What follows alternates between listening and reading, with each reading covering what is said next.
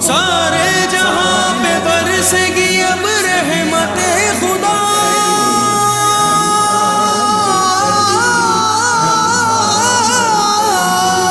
مقبول ہوگی مانگنے والوں کی ہر دعا، رمضان الکریم۔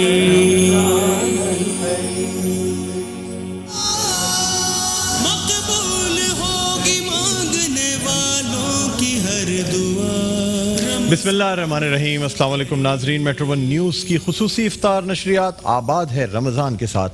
میں ہوں آپ کا میزبان ڈاکٹر بلند اقبال۔ ناظرین، آج 3 رمضان المبارک کی یہ نشریات لے کر آپ کے سامنے حاضر ہوئے ہیں، اور ہماری کوشش یہی ہوتی ہے کہ اس ٹرانسمیشن میں وہ مفید گفتگو آپ تک پہنچائیں تمام اہم ٹاپکس کے حوالے سے جن کو آپ کو جن سے فائدہ ہو سکے، یعنی رمضان المبارک کے مسائل، روزے کے مسائل، یا ایسی باتیں جو شاید ہم تھوڑی بہت جانتے تو ہیں لیکن ان پر عمل کرنے سے کتراتے ہیں یا سوچتے ہیں کہ شاید اگر عمل نہ بھی کریں تو کوئی فرق نہیں پڑتا۔ ناظرین، حدیث نبوی ہے، رسول اللہ صلی اللہ علیہ وآلہ وسلم نے فرمایا کہ جو شخص ایمان اور احتساب کے ساتھ رمضان المبارک کے روزے رکھے گا اس کے پچھلے تمام گناہ معاف کر دیے جائیں گے، یعنی تمام وہ گناہ جو اس رمضان المبارک سے پہلے ہوئے ہوں گے ان تمام گناہوں کو معاف کر دیا جائے گا۔ یہاں یہ بھی دیکھنا ہوتا ہے کہ گناہ کبیرہ کے لیے توبہ ضروری ہے، لیکن گناہ صغیرہ جو ہیں وہ تمام معاف کر دیے جائیں گے۔ اسی طرح رسول اللہ صلی اللہ علیہ وآلہ وسلم نے یہ بھی فرمایا کہ جو شخص ایمان اور احتساب کے ساتھ قیام کرے گا، یعنی راتوں کی عبادت کرے گا رمضان المبارک میں، اس کے بھی تمام گناہ معاف کر دیے جائیں گے۔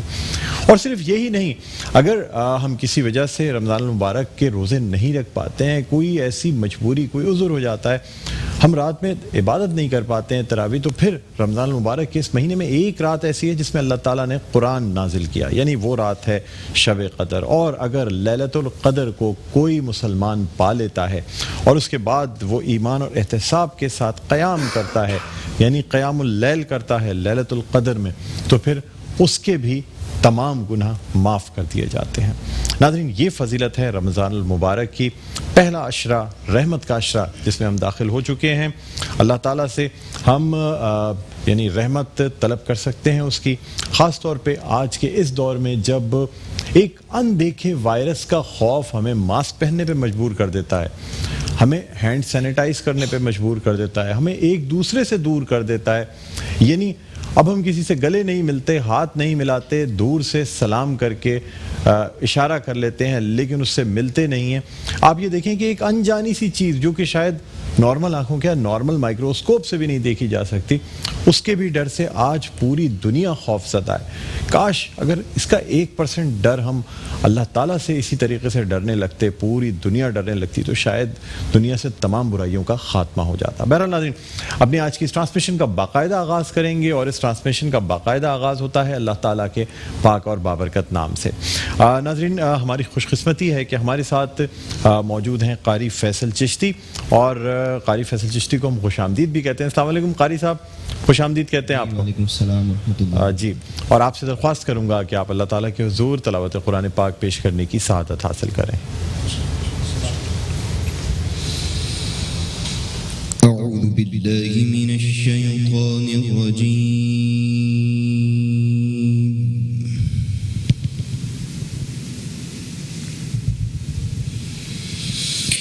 بسم اللہ الرحمن الرحیم۔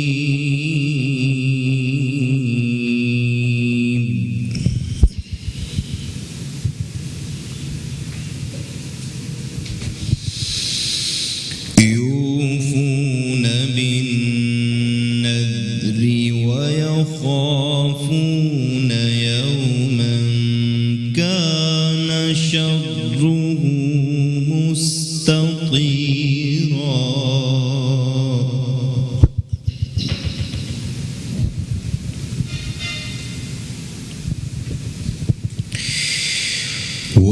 ويطعمون الطعام على حبه مسكينا ويتيما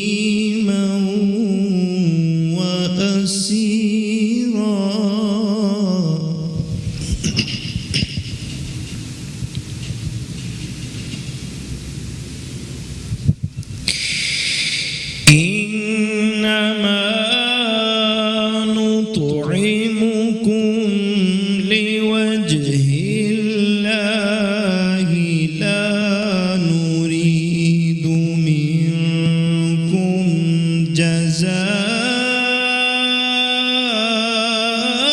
جزاء ولا شكورا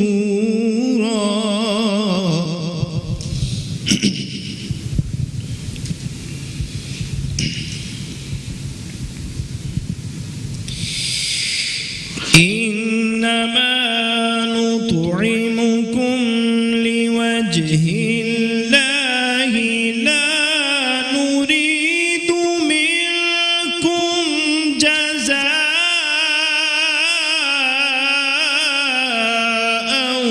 ولا شكورا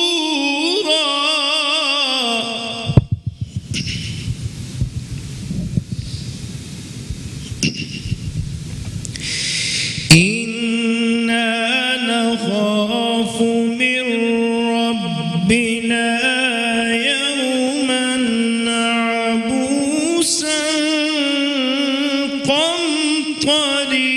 قمطريرا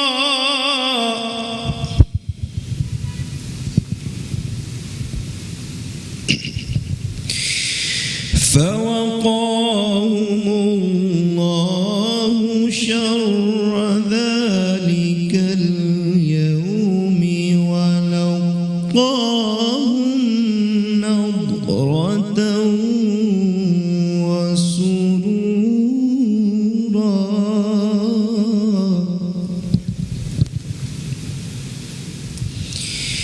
وجزاهم بما صبروا جنة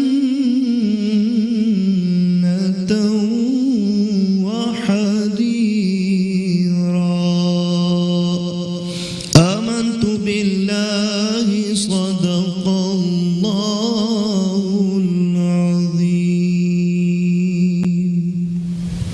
سبحان اللہ سبحان اللہ جزاک اللہ بہت خوبصورت انداز میں آپ نے تلاوت قرآن پاک پیش کی ناظرین اس کا ترجمہ میں آپ کے سامنے پیش کرتا ہوں شروع اللہ کے نام سے جو بڑا مہربان نہایت رحم والا ہے اپنی منتیں پوری کرتے ہیں اور اس دن سے ڈرتے ہیں جس کی برائی پھیلی ہوئی ہے اور کھانا کھلاتے ہیں اس کی محبت پر مسکین کو ان سے کہتے ہیں ہم تمہیں خاص اللہ کے لیے کھانا دیتے ہیں تم سے کوئی بدلہ یا شکر گزاری نہیں مانگتے بے شک ہمیں اپنے رب سے ایک ایسے دن کا ڈر ہے جو بہت ترش نہایت سخت ہے صدق اللہ العظیم اللہ تعالی ہمیں قرآن پڑھنے اور اس پر عمل کرنے کی توفیق عطا فرمائے آمین ثم آمین الحمدللہ ہماری آج کی نشریات آباد ہے رمضان کا باقاعدہ آغاز ہو چکا ہے اللہ تعالیٰ کے پاک اور بابرکت نام سے ناظرین سے پہلے کہ اپنی ان نشریات کو آگے بڑھائیں سب سے پہلے اپنے آج کے مہمانوں کا تعارف آپ سے کرانا چاہیں گے ہمارے پہلے مہمان اسلامک اسکالر ہیں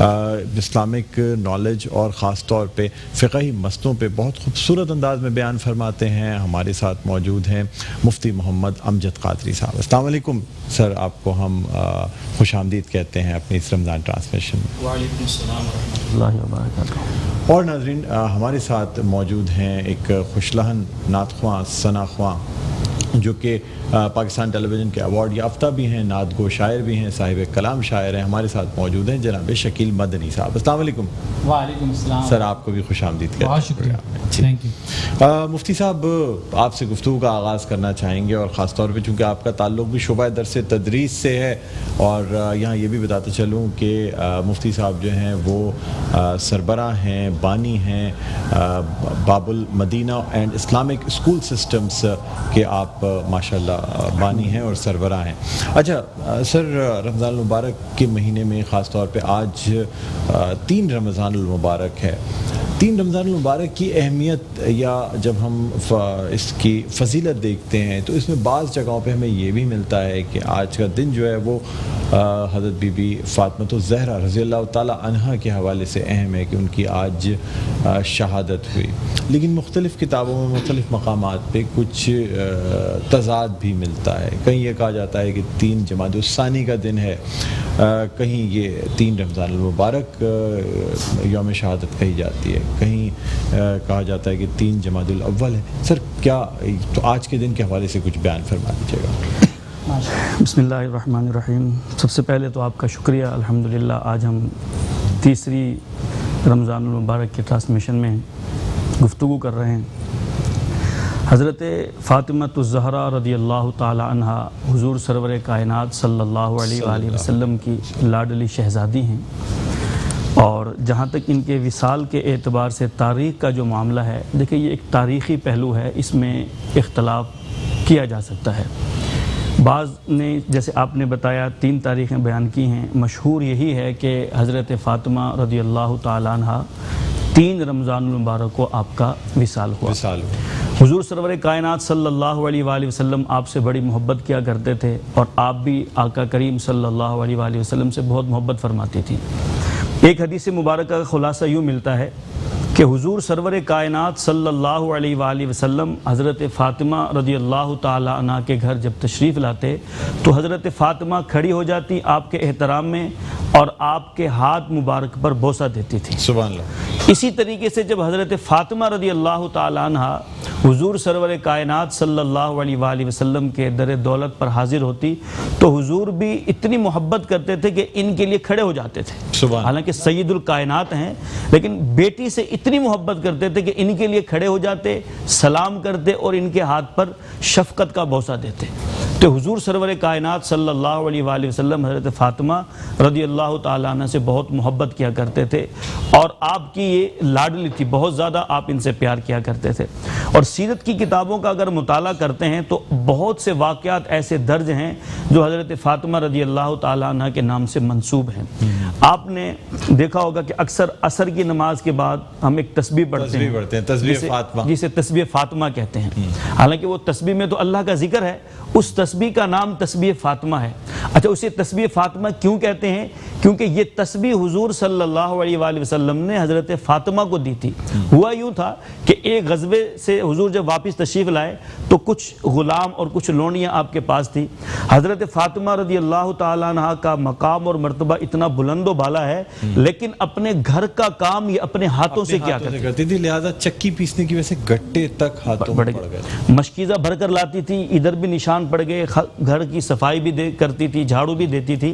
تو کسی نے مشورہ دیا کہ آپ اپنے بابا جان کے پاس چلے جائیں، کچھ غلام اور کنیز آئے ہیں، آپ کو بھی ایک کنیز مل جائے گی۔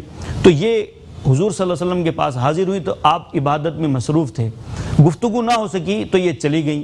کسی نے بتایا کہ فاطمہ آئی تھی، تو آپ سے جب گفت و شنود ہوئی بھی کس سلسلے میں آنا ہوا تھا، تو حضرت فاطمہ نے ذکر کیا کہ گھر کا کام کرنے کی وجہ سے تھکاوٹ ہو جاتی ہے، تو میں نے سوچا کوئی کنیز آپ سے میں لے لوں۔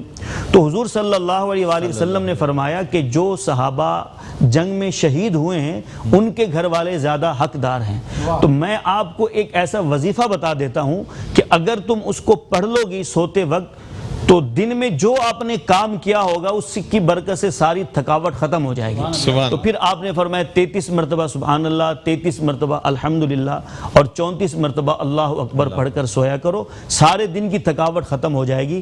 تو اس تسبیح کو اس مناسبت سے تسبیح فاطمہ کہا جاتا ہے۔ سبحان اللہ، سبحان اللہ، کیا بات ہے۔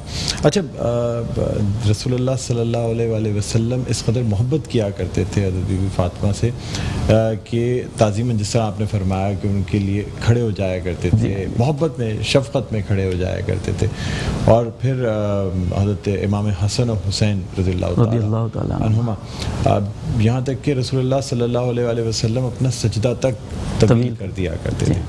اچھا، یہاں یہ بھی آپ سے جاننا چاہوں گا کہ جس طرح جب رسول اللہ صلی اللہ علیہ وآلہ وسلم نے حضرت بی بی فاطمہ الزہرا رضی اللہ تعالیٰ عنہا کا عقد مبارک فرمایا حضرت علی کے ساتھ، تو خاص طور پہ باقاعدہ ایک اسلامی شادی یا نکاح کا جو کانسیپٹ ہے اس کو تمام چیزیں، یعنی پوری دنیا کو ایک مثال دی.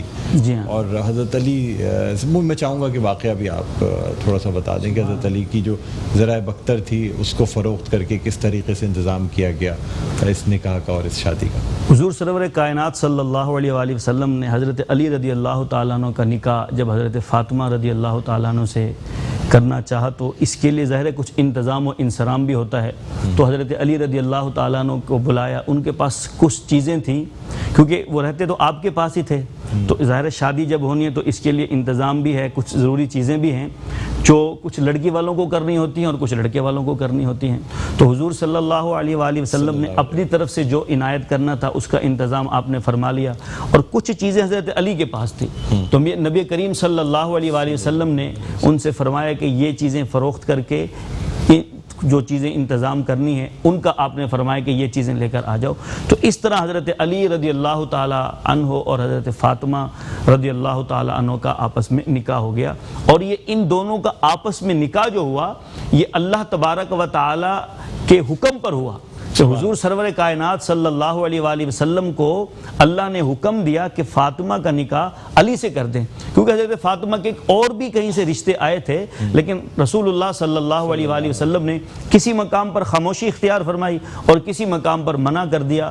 لیکن آپ اسی انتظار میں تھے کہ اللہ کا کیا حکم آتا ہے اس کے مطابق پھر ان کا نکاح کر دیا جائے. تو اللہ کا حکم آنا حضرت علی اور حضرت فاطمہ کے نکاح کے لیے یہ ان دونوں کی شان کو بیان کرتا ہے کہ اللہ کے ہاں ان دونوں کا مقام کتنا بلند و بالا ہے. بے شک بے شک جتنے فضائل مناقب ہم بیان کریں خاص طور پر حضرت علی کرم اللہ وجہہ کے یا حضرت بی بی فاطمہ الزہرا رضی اللہ تعالیٰ عنہ کی، تو شاید ہمارے پروگرام کا وقت کم پڑ جائے لیکن فضائل و مناقب بیان نہیں ہو سکتے. بہرحال شکیل مدنی صاحب آپ سے درخواست کروں گا کہ حمد باری تعالیٰ پیش کرنے کی سعادت حاصل کریں تاکہ ہم اس ٹرانسمیشن کو مزید آگے بڑھائیں. ناظرین اس حمد باری تعالیٰ کے ساتھ ہم ایک بریک پہ چلے جائیں گے. بریک کے بعد جب واپس آئیں گے تو پھر مفتی صاحب سے کچھ مسائل پہ بھی گفتگو کی جائے گی، خاص طور پہ یعنی جو روزے کے مسائل ہوتے ہیں وہ بھی آپ آج کے دن بھی کچھ سوالات ہمیں موصول ہوئے ہیں جو ہم مفتی صاحب سے جاننے کی کوشش کریں گے. جناب شکیل مدنی صاحب. صد شکر کے یوں ورد زباں حمد خدا ہے، صد شکر کے یوں ورد زباں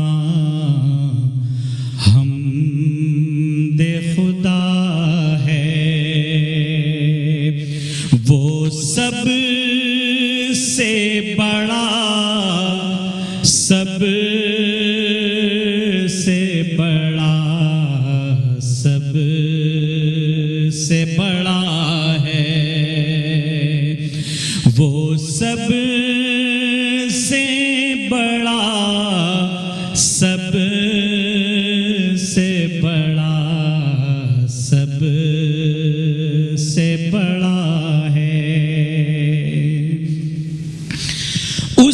کا کوئی ثانی نہ مشابہ نہ مقابل، اس کا کوئی ثانی نہ مشابہ نہ مقابل، وہ سب سے جدا، سب سے جدا، سب سے جدا ہے، وہ سب سے جدا، سب سے جدا، سب سے جدا ہے. یہ رنگ، یہ خوشبو، یہ بہاریں، یہ فضائیں، سب اس کی عطا، اس کی عطا اس کی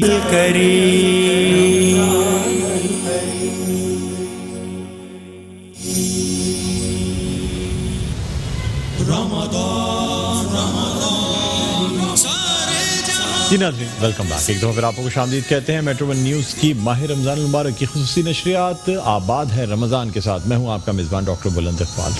ہمارے ساتھ موجود ہیں مفتی محمد امجد قادری صاحب جو کہ سربراہ ہیں اور بانی ہیں باب المدینہ اینڈ اسلامک اسکول سسٹمز کے، اور ہمارے ساتھ روزانہ موجود ہوتے ہیں دوپہر میں تاکہ ہم ان سے بات چیت کر سکیں اور خاص طور پہ جو رمضان المبارک سے کے متعلق جو مسائل ہوتے ہیں وہ بھی ان سے پوچھ سکیں۔ تو مفتی صاحب کچھ آپ سے یہ جاننا چاہیں گے کہ کل بھی ہم نے کچھ فدیے پہ بات کی تھی اور جو روزے چھوٹ جاتے ہیں ان کے حوالے سے بات کی تھی۔ اب یہاں آپ سے یہ جاننا چاہوں گا کہ ایک شخص ہے جو کہ روزہ رکھنے کی استطاعت بھی نہیں رکھتا، یعنی کوئی ایسی بیماری اس کو لاحق ہو گئی ہے کہ پتہ ہے کہ جس کا علاج نہیں ہے، چاہے وہ بلڈ پریشر، دل کا مریض، ڈائلسس کا مریض، شوگر کا مریض یا السر کا مریض جو کہ روزے نہیں رکھ پاتے۔ سر اب ایسے شخص کو پتہ ہے کہ وہ روزے نہیں رکھ سکتا، یعنی اب اس کی گنتی بھی بعد میں نہیں مکمل کر سکتا، فدیہ اس کو دینا ہے لیکن فدیہ دینے کی استطاعت نہیں رکھتا، ایسی صورت میں کیا کرے گا سر؟ دیکھیں ایسی صورت میں حکم تو یہی ہے کہ اگر کوئی بیمار ہے تو اس کو ان دنوں میں روزے کی رخصت ہوگی، بعد میں وہ روزہ رکھے گا، اگر بعد میں بھی وہ روزہ نہیں رکھ سکتا تو فدیہ دے گا۔ اب فدیے میں یہ ہے کہ اگر اس کو اپنی زندگی میں استطاعت ہے، دیکھیں اس کا ایک تو یہ ہوتا ہے کہ اس کے ہاتھ میں کیش نہیں ہے۔ بوڑھے لوگ ہوتے ہیں جن کے بچے ان کو چھوڑ جاتے ہیں، مختلف اولڈ ہاؤسز میں ڈال دیتے ہیں یا بیچارے سڑکوں پہ نکل آتے ہیں، فٹ پاتھوں میں زندگی گزار رہے ہوتے ہیں۔ اب ایسا شخص کما بھی نہیں سکتا، روزہ بھی نہیں رکھ سکتا، بیمار بھی ہے، فدیہ دینے کی استطاعت بھی نہیں رکھ سکتا، تو پھر کیا کرے سر؟ کیا معافی مانگے اللہ تعالیٰ کے حضور یا اس کے گناہ معاف ہو جائیں گے، روزہ چھوڑنا معاف ہو جائے گا، کیا ہوگا؟ دیکھو فدیہ بھی اسی صورت میں ہے جب فدیے کے پیسے آپ کی جیب میں ہیں۔ جب فدیے کے پیسے ہی آپ کی جیب میں نہیں ہیں، کیش کی صورت کسی بھی صورت میں نہیں ہے، تو پھر تو وہ اللہ تعالیٰ سے معافی ہی طلب کرے گا اور اللہ تعالیٰ سے اس کی معافی ہی مانگے گا۔ ہاں اگر اس کے عزیز و اقربا جو ہیں ان کو اس کا خیال ضرور رکھنا چاہیے، اور اس طرح کی اگر وہ وصیت کر جاتا ہے کہ اس کے پاس اگر کچھ بینک بیلنس یا پراپرٹی کی صورت میں چھوٹی موٹی کوئی چیز ہے وہ وصیت کر جاتا ہے تو اس وصیت پہ عمل کریں۔ البتہ اگر اس کے پاس کچھ نہیں ہے، نہ اس وقت ہے نہ مرنے کے بعد کچھ ہے، پھر تو اللہ تعالیٰ سے وہ معافی ہی مانگے گا اور اللہ تعالیٰ کی رحمت سے امید ہے کہ وہ اس کے اس جرم اور قصور کو معاف فرما دے گا۔ آمین آمین۔ اچھا اولاد جو ہے وہ ماں باپ کا فدیہ ادا کر سکتی ہے اگر وہ بوڑھے ماں باپ ہوں اور بیماری کا شکار ہوں تو پھر زندگی میں؟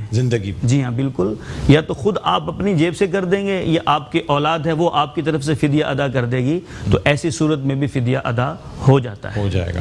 اچھا ماں باپ کے اس دنیا سے چلے جانے کے بعد پھر کیا صورت ہوتی ہے؟ اگر آپ کی بھی علم میں ہے بعض دفعہ ماں باپ سے روزے چھوٹے ہیں کچھ رمضان المبارک کے، آپ جانتے بھی ہیں، یا آپ کو ماں باپ نے وصیت کر دی کہ میرے اتنے روزے چھوٹ گئے تھے جو ان کی اس دنیا سے جانے کے بعد جب آپ نے دیکھا، تو ایسی صورت میں کیا ان کے نام پہ فدیہ دیا جا سکتا ہے؟ جی ہاں، اگر انہوں نے زندگی میں روزے نہیں رکھے اور وہ وصیت کر کے گئے ہیں تو والد کی طرف سے، والدین کی طرف سے اولاد پر لازم ہوگا کہ وہ اپنے والدین کی نماز اور روزوں کا فدیہ ادا کریں۔ نماز کا بھی فدیہ ہوتا ہے اور روزوں کا بھی فدیہ ہوتا ہے۔ نماز کا فدیہ کیا ہے سر، وہ بھی بتا دیجیے گا۔ وہ جیسے روزے کا ایک فدیہ ایک صدقہ فطر ہے، اسی طریقے سے ایک نماز کا فدیہ ایک صدقہ فطر ہے۔ دن میں 5 فرض ہیں اور 1 واجب ہے، تو ایک دن کے 6 فدیہ آپ کو دینے ہوں گے 6 نمازوں کے، اور روزے کے 30 کا مہینہ ہے تو 30 دیں گے، 29 کا مہینہ ہے تو 29 دیں گے۔ تو اس طرح یہ روزے اور رمضان اور نماز کا فدیہ شریعت میں مقرر کیا گیا ہے۔ یا تو اگر بندہ خود دے دیتا ہے روزے کا تو ٹھیک ہے، ورنہ اولاد کو اگر وصیت کر جائے گا تو اولاد ان کی طرف سے وصیت پر عمل کرے گی، عمل کر سکتی ہے۔ اچھا ہم سر میڈیکل کنڈیشنز کی جب بات کرتے ہیں، جس طرح کرونا ہے، وائرس ہے یا مزید کوئی ایسی بیماری ہے، یہ فیصلہ کیسے ہو سکتا ہے کہ یہ بیماری دائمی بیماری ہے اور اب یہ درست نہیں ہوگی لہٰذا اس کا فدیہ دینا چاہیے، یا کہ روزہ چھوڑ سکتے ہیں؟ یہ بھی تو ایک بہت بڑا فیصلہ ہوتا ہے نا کہ کسی کے لیے کہ وہ اپنی بیماری کو دیکھتے ہوئے آیا وہ خود فیصلہ کرے گا، اس کا معالج فیصلہ کرے گا، یا اسے فتویٰ لینا پڑے گا مفتی کے پاس جا کے؟ کیا کہتے ہیں سر؟ دیکھیں ایسی صورت میں جس شعبے سے یہ ریلیٹڈ معاملہ ہے اس شعبے کے پاس جانا پڑے گا.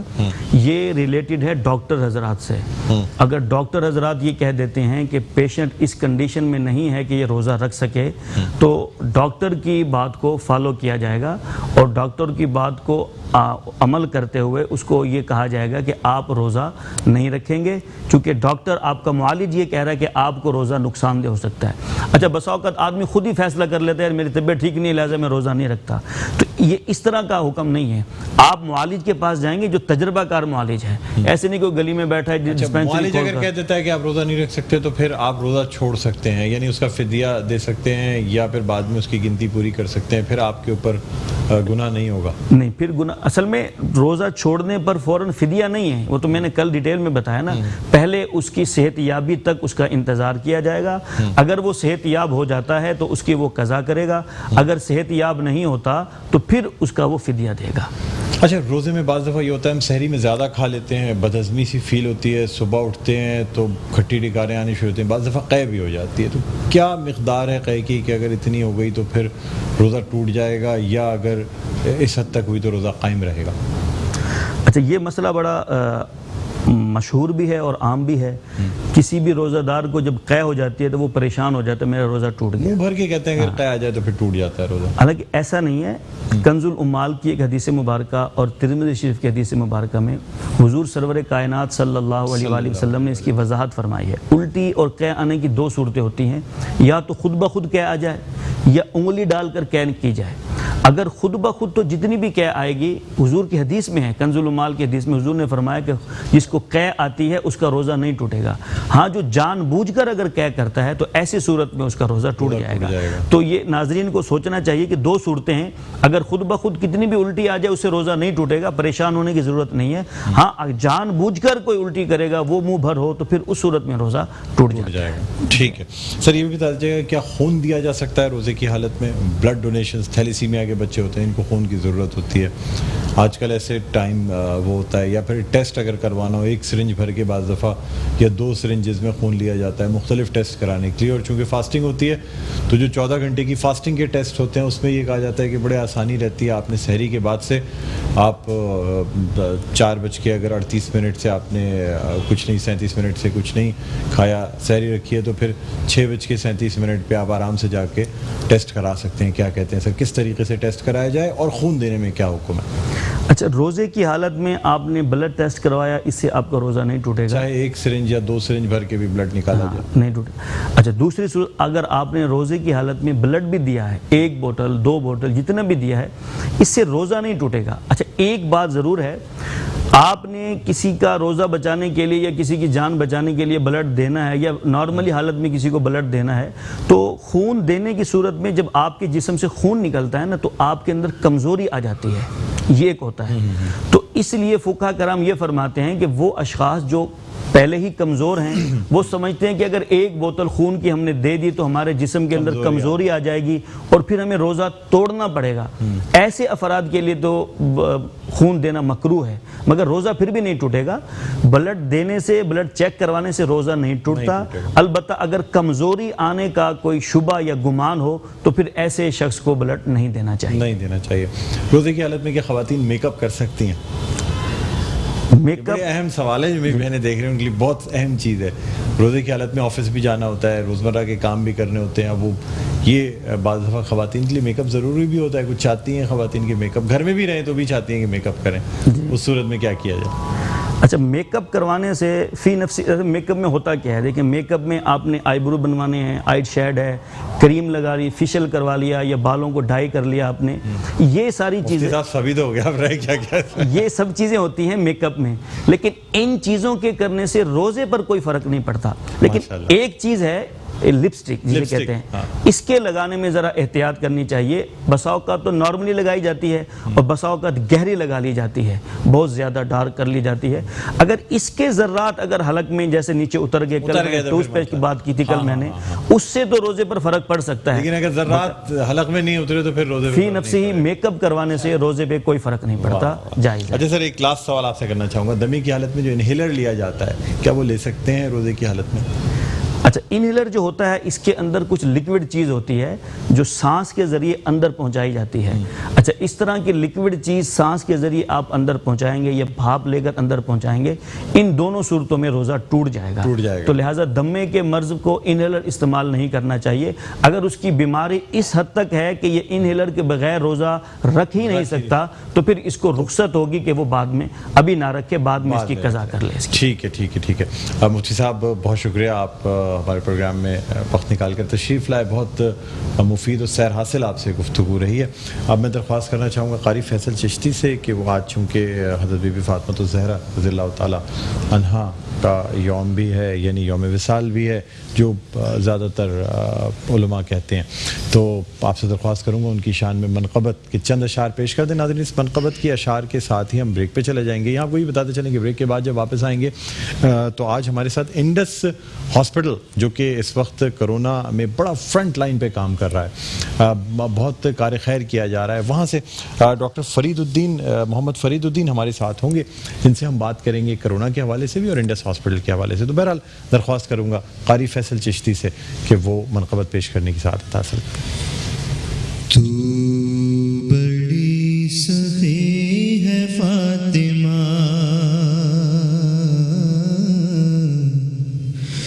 تو بڑی سخی ہے فاطمہ, تو ہے فاطمہ,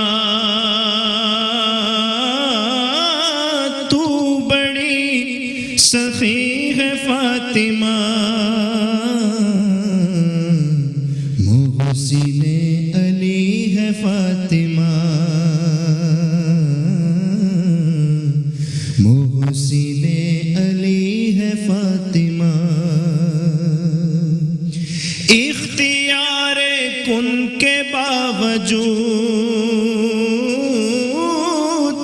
اختیار کن کے باوجود چکی پیستی ہے فاطمہ, چکی پیستی ہے فاطمہ, اور مصطفیٰ کو مانگنا پڑا, مصطفیٰ کو مانگنا پڑا, تب کہیں ملی ہے فاطمہ, تب کہیں ملی ہے فاطمہ, اور وقت کے امام کے لیے, وقت کے امام کے لیے آگ پر چلی ہے فاطمہ, آگ پر چلی ہے فاطمہ, تو بڑی سخی ہے فاطمہ.